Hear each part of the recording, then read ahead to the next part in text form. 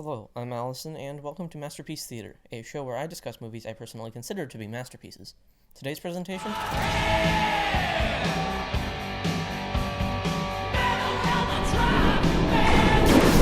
Crank is a 2006 action film written and directed by Mark Neveldine and Brian Taylor, their first feature out of the eventual four that they would make together. The title itself, Crank, is slang for meth, or speed, which this movie is the human equivalent of. Our protagonist is hitman Chev Chelios, played by Jason Statham, as he wakes up one fine summer morning to find out he's been injected with some high-tech, sci-fi, Chinese, synthetic bullshit. which will kill him unless he keeps his adrenaline high enough to work through it. This is an incredible concept which the film efficiently sets up in the first few minutes, so that the rest of this film can be as balls to the wall and fast-paced as possible, and it undeniably succeeds in doing so. This film flies through its concise runtime not unlike the main character, lapsing an entire day in under an hour and a half, and doing so with remarkable style. That style, however, is one of supercharged nihilism and exuberant depravity. You see, when people bring up Crank, it is not necessarily to commemorate the film's set pieces or performances, but rather to remember what was one of the wildest mainstream films ever released. Neveldine and Taylor know what they want their films to be, and it results in meticulously constructed chaos, an unwavering blast of caffeinated glitchcore that's unrepentant in its cheap thrills and nastiness. To cover every spectacular cinematic flourish the film contains is to spoil the fun to an extent, but let's just say the duo play with form a lot, both in shooting and editing. Neveldine and Taylor's shooting style is very hands-on and very experimental, not only utilizing digital filmmaking, but pushing it to its extremes. This means doing things like capturing the action on rollerblades, or making every stunt as real as possible, including the helicopter at the end, which is a feat unto itself. Their running gun style still looks nice when it wants to, however, and it's the visuals that really help bring that unique aesthetic. First-person shots, FPS and resolution shifts, split screens, you name it, this movie has it, and it employs it all in the most abrasive way it possibly can. Do you think I've got cunt written on my forehead?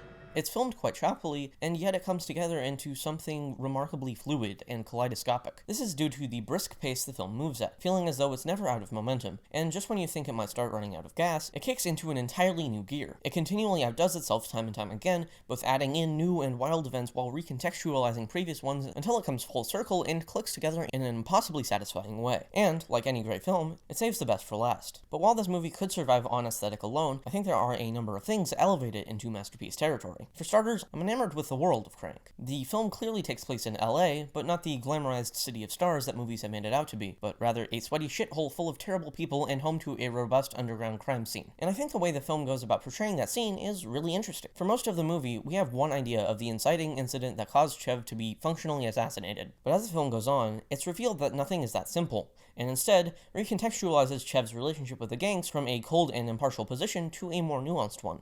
Chev isn't, or wasn't, a bad dude, at least not altogether, but his situation has preconditioned us not to sympathize with him. But the dude has stakes in this world, and his decisions are, subversively, smart. His relationships I find to be worth looking at as well, because the world he operates in is completely separate from the one his girlfriend Eve inhabits. Up until the events of the film, Eve has no idea who Chev actually is, as he tells her he's simply a Video game programmer. But when Eve finds out, while she is initially shocked, she quickly becomes even more enamored with him, because there's something strangely romantic about being on the run together. I should note that the film doesn't romanticize these two, as they are both toxic people in different ways, but the film shows that there is something kind of sexual about secret identities. While Chev's world is certainly not fiction for him, for Eve it's just a really dangerous roleplay session, and that element of fantasy is one that applies not only to their relationship, but the film as a whole. Ricky Verona is a small-time criminal, but having poisoned Chev, he experiences delusions of grandeur, fantasizing of a world where he's the one on top, and this is shown by these sort of opulent people he pals around with. But he underestimates Chev, who's living in a fantasy of his own, one where there are no consequences because he doesn't have time to think about them, and as such, he does downright depraved things in order to stay alive. In other words, every character lives their own fantasy in Crank, but those fantasies actively clash with each other, and I think the way those intersect is fascinating.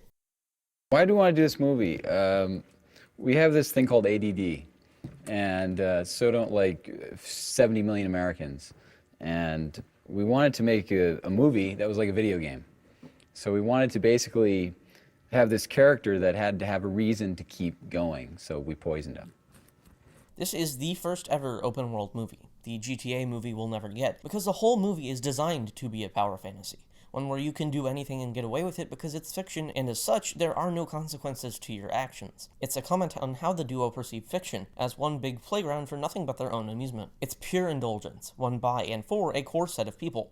gamers. And therein lies the true genius of Crank. This movie is more about gamers than the duo's actual movie, Gamer. That movie, I would argue, is a spiritual sequel to Crank, more focused on the consequences of the excess than the excess itself, and instead a critique of capitalist power structures. But I'll talk about that movie in more depth another time. Crank, however, revels in the gamer aesthetic. It's sweaty, aggressive, lucid, profane, needlessly edgy, Fucking motherfucker! incredibly violent, Wanna hold hands?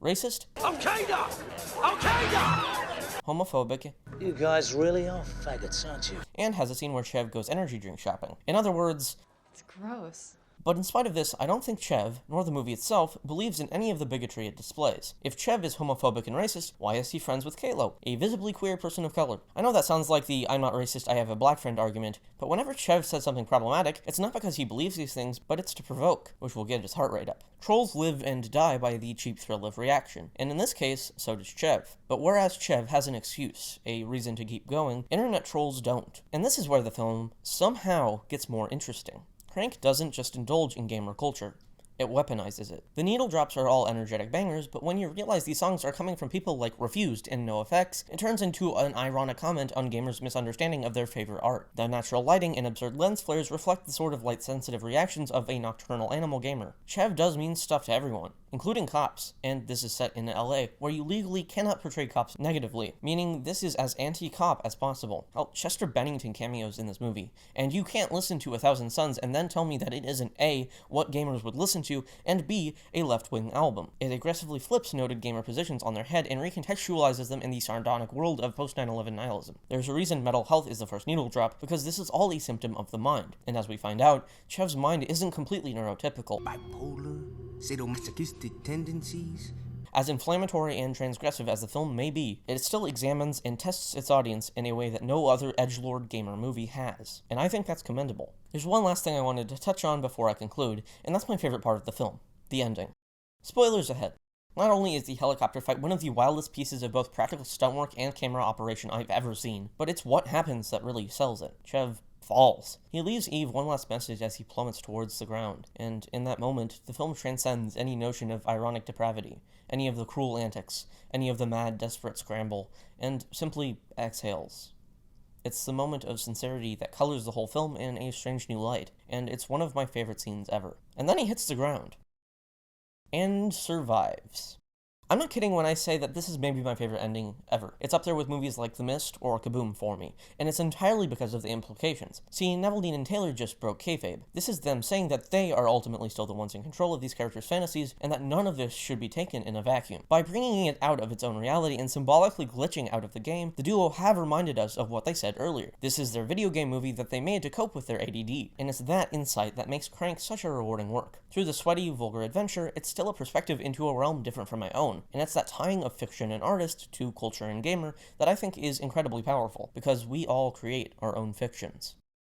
In conclusion, I believe Crank to be a masterpiece, and one of the greatest debut films of all time. It's not for everyone, but if what I've described sounds good to you, I can't recommend it enough, as well as Neveldine and Taylor's other work. They made a sequel in 2009 called Crank High Voltage, and in my opinion, it's nowhere near as good, and actively takes away from my enjoyment of the original with its retconning, but it's still pretty good, and is somehow more insane than the first. But no matter if we get Crank 3, we'll always have the original. Thanks for watching. When things hit rock bottom, you can expect Crank 3. Where is it, guys?